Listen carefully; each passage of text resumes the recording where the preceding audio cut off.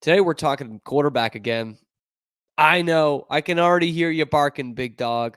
It's not the biggest problem that Baylor had or has. I know. And oh, Cam, you just talked last week about how much you like Sawyer Robertson. I do. But when a name like DeQuan Finn becomes available, you try everything you've got to get him in the door in Waco. And those of you who are already barking are probably barking some more. Cam, who are you talking about? Who is DeQuan Finn? And then when I tell you he's a record-setting quarterback at Toledo, you'll say, Toledo? Toledo? That's what we're looking at right now? And the answer, my friends, is yes. Yes. Two reasons. First, beggars cannot be choosers. Baylor just went 3-9. Toledo, picking players from Toledo is truly not scraping the bottom of the barrel, first off. And second off, yeah, this kid's real good, and some programs that are a lot better than you are going to show some interest. He is going to be playing Power 5 football as a starting quarterback next year, DeQuan Finn. And he absolutely should be. When I was looking at the transfer portal quarterbacks, DeQuan Finn was really number one for me, but I only mentioned him in passing. What is that, a week ago or so? Because he just didn't seem likely. He's a Midwestern kid. He's from Detroit originally. He was Mr. Michigan football. He is going to get some Big Ten interest, and sounds like already has.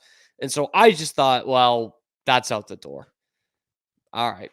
Even though he's a great fit here, he'll be Big Ten. But he's visiting Baylor this week. The end of this week is what we heard. He could be on Baylor's campus or in the football facility right now as you're listening or watching this. As it comes out on Thursday, he could well be here today.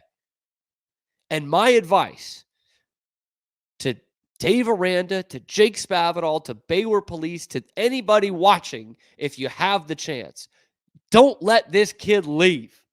We need him here.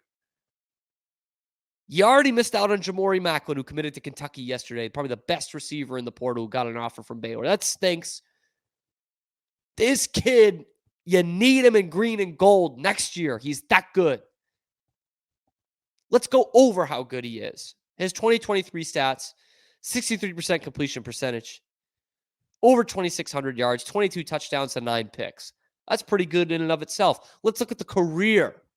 3 years as the starter, 2 MAC championship games, 1 MAC championship, MAC player of the year, 60% completion percentage, 7,000 yards, 63 touchdowns, and 23 interceptions. Woo-wee! Cam, that's already pretty good. There's no way you're going to tell me there's more. Guess what? There's more. He's rushed for over 500 yards in each of his 3 years as a starter. That's over 1,800 total and 25 rushing touchdowns for his career. So if you're keeping score at home, that is 88 total touchdowns in just over 3 years. 88. Boy, golly, that's good. That got Keenan Reynolds to the Heisman stage almost. The kid can ball, man. In fact, you want me to compare him to the competition? Okay, I will. This is from my good pal Jackson Posey on Twitter. DeQuan Finn is the only FBS player. This is going to sound like cherry picking, by the way, but trust me, it's impressive. DeQuan Finn is the only FBS player with 18-plus touchdown passes and 7-plus rushing touchdowns in each of the last 3 seasons. That's pretty good in and of itself, even if it's a cherry-picked stat, okay? He's the only player to do that in each of the last 3 seasons. There are some guys who have done it each of the last 2 seasons. You want to hear the company he's in? Okay. Caleb Williams, Drake Maye, Jordan Travis, and DeQuan Finn.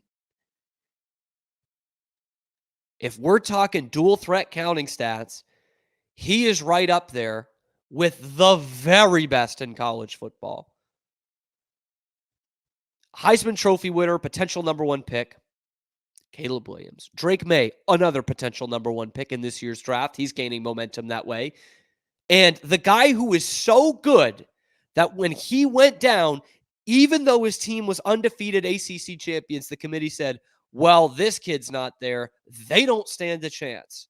That's the kind of company DeQuan Finn is in. I'll take that.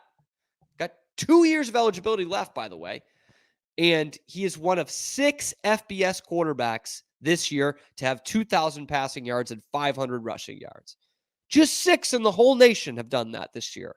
DeQuan Finn is one of them. And by the way, Toledo for years was not much of anything in football. And I know you're probably saying, well, they're not much right now. That's because you don't follow Group of 5. You don't watch Maction with me on Tuesday and Wednesday nights. That's fine. But from 2004 to 2022, they had made a MAC championship game just once. And they've made 2 in the last 2 seasons. Thanks to, yes, DeQuan Finn. He can do it all. He's the best dual threat quarterback in the portal. The best one. Well, Cam Ward's going to come in. So he is the guy that's out there. I don't care. I don't care what name was on the front of his uniform last year. Could not give less of a fecal matter. Really couldn't. He played FBS competition. He balled out like some of the best quarterbacks in the entire nation. And he did 2021 as a sophomore or freshman. Anyway, he did all he could do in South Bend to beat Notre Dame. Fighting Irish come back with a touchdown in the last minute to beat them. But he put them ahead. He put Toledo ahead with 2 minutes left. He did all he could at Notre Dame. Had some highlight reel plays at the Horseshoe against Ohio State. The kid can play. He truly can play. Anything to get him in here, man. Anything. Anything at all.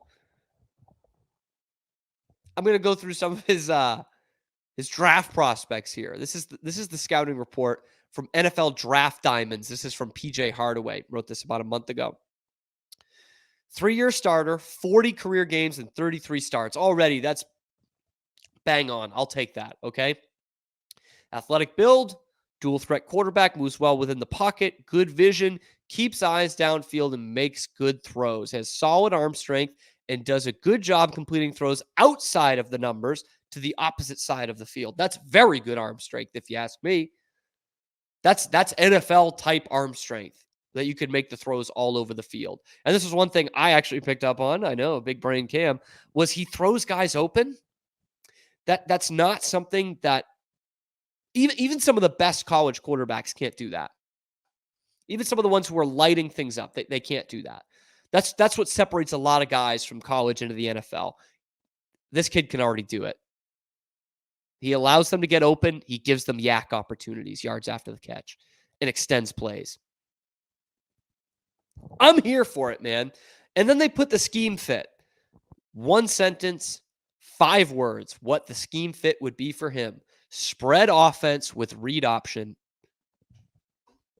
Bang! We're done. That's it. Baylor, Jake Spavital, Dave Aranda, he might save your job. Bang! We're done. That's it. What else do you need to know? DeQuan Finn, please. Baylor, put another championship banner up.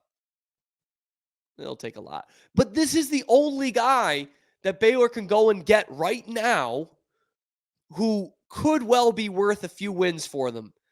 Offensive line is the most important. I know that. But no other position on the field, one player can determine the outcome like the quarterback can. And DeQuan Finn can add wins to your schedule next year. It's a no-brainer, guys.